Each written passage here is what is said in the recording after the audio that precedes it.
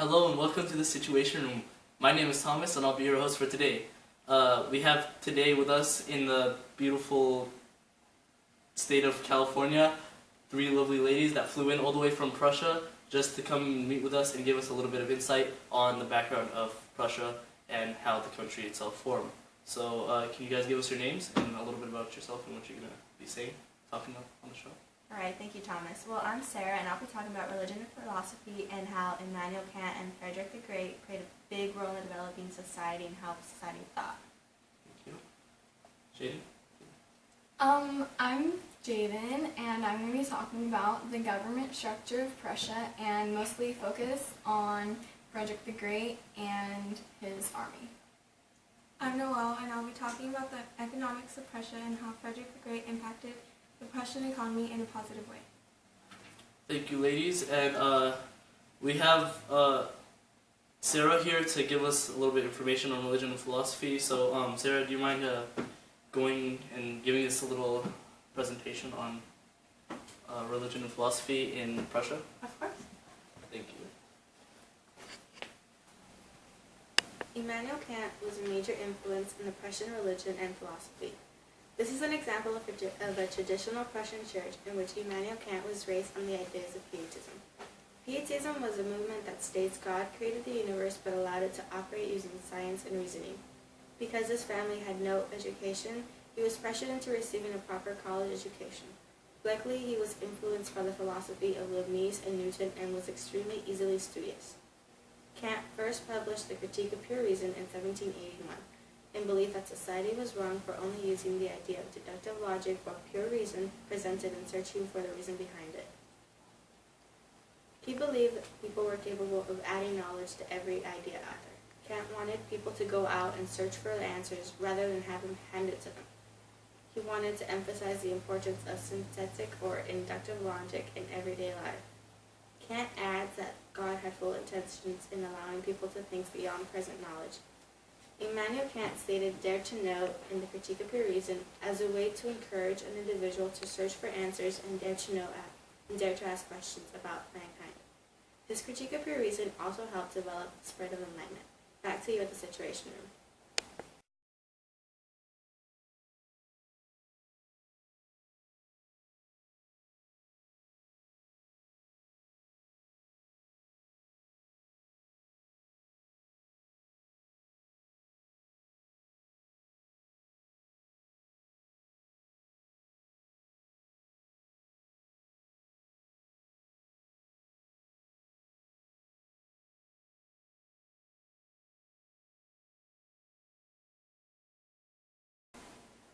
Hello and welcome back to the show.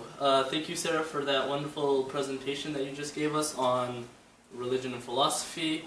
How was you guys' flight here? I'm sure it was pretty exhausting with all the jet lag and whatnot. Can you tell us a little bit about? Yeah, it was super long and tiring, but at least we were all on the same flight, so it wasn't like we would get lost in the airport or anything, and we made it here safely, so that's good. I'm sure you guys kept yourselves company, talking to each other about Russian history. Oh yeah. Because you guys are all experts on that. Okay, so Jaden, can you give us a little bit of a presentation on the government structure and how it worked in Prussia? Yeah. Okay, thank you. That'd be wonderful. Behind me, I have a throne room, and today I'm going to be talking about the structure of government in Prussia, and mostly focusing on Frederick II. Frederick gained his name Frederick the Great by all the wonderful things he did.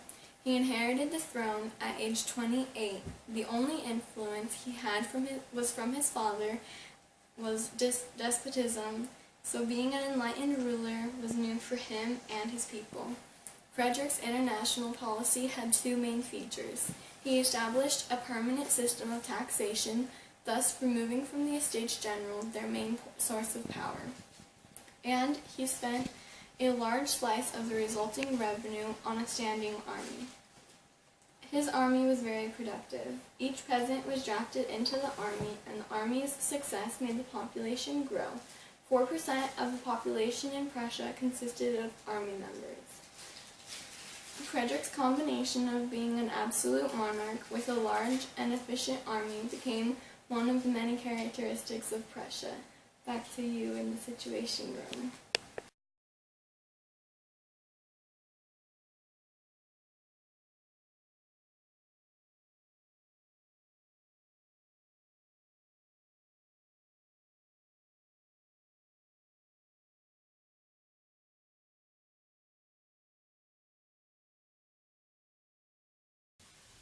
Have you ever questioned the current state of your country? Have you ever wondered what it's like to receive a formal education? Have you ever wanted a change in the government? Well, now this is all possible with enlightened rulers like Frederick the Great. Call now to receive a free pamphlet with more information and answers at 1-800-GET. Here we're all once again in the Situation Room. So how's the weather in Berlin looking? You guys know? It's pretty cold. It's been like 46 degrees and cloudy, so Has it been like that all week? yeah. Alright, well I'm sure that's a major difference between here and Berlin. Now we're gonna have a little presentation about economy from Noelle. She's gonna give us a little bit of insight on money works in Prussia. Thank you, Noelle. Hi, my name is Noel Tyson, and I'm speaking from the Capitol building here in Prussia. I'm here to talk about the economics during the 18th century while Frederick the Great was ruling. Frederick the Great helped his country by gaining Prussia large amounts of land and created different methods for retaining money. While doing this and getting through several wars, Prussia managed to be debt-free. Some land that Prussia gained was Silesia from Austria and also retrieved part of Poland in 1772. This created their power and status as a dependent country. Frederick further strengthened the economy by protecting the industries that brought in money and other benefits to Prussia. High tariffs were enforced, and there were small amounts of restrictions for them. Since they had a lot of land, they used it to their advantage and began an economy based on agriculture. Then they later created factories for different industries, such as silk. This created a new type of economy that would help gain money for Prussia. That's all I have for today. Back to you in the Situation Room.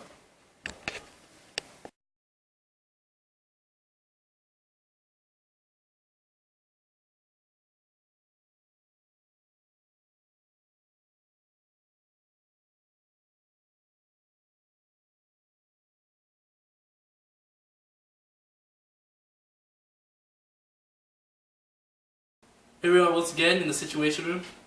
Thomas, don't you have a little segment for us about armed conflict and foreign relations? Sure, saving the best for last. I won't begin my presentation yet. Hi, I have in front of me a map of Prussia and Austria.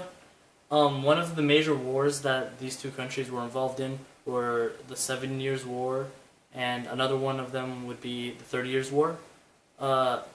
First, in the 7 Years' War, it was France, Austria, and Russia versus Prussia and Great Britain.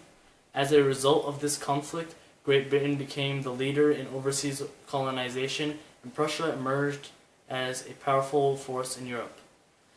Prussia began its rise to power during the 30 Years' War. Prussia became a kingdom finally in the year 1701, and after that, when Frederick seized the province of Silesia from Austria, Maria Theresa organized an alliance of France, Sweden, Saxony, Russia, and Austria, and a bunch of other countries, and they got together and they fought against Frederick and Great Britain. Forcing an opposition about 20 times superior in population number, Prussia struggled for existence during this 30 Years' War. Frederick utilized the advantage of his interior lines of communication to strike a number of decisive strikes and victories, but in 1759, the united Austrian and Russian forces nearly destroyed the Prussian army at the Battle of Kundersdorf. Frederick's salvation came with the death of Tsarina Elizabeth in 1762, which meant that Russia now had to withdraw from the war. France and Sweden were exhausted already, and Austria was deeply in debt. So Austria had to negotiate peace with Frederick. So Frederick got to keep Silesia, and Britain won North America and India. Now back to you at the studio.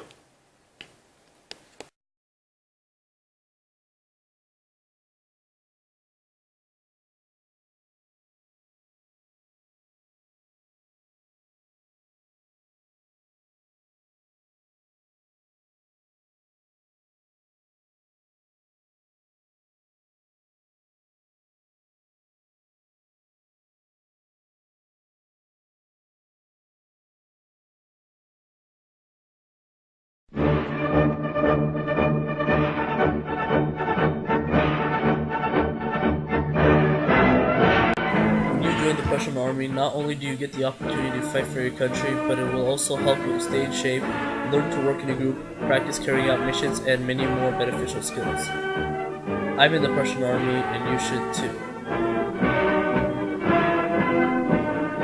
Have pride in fighting for your country.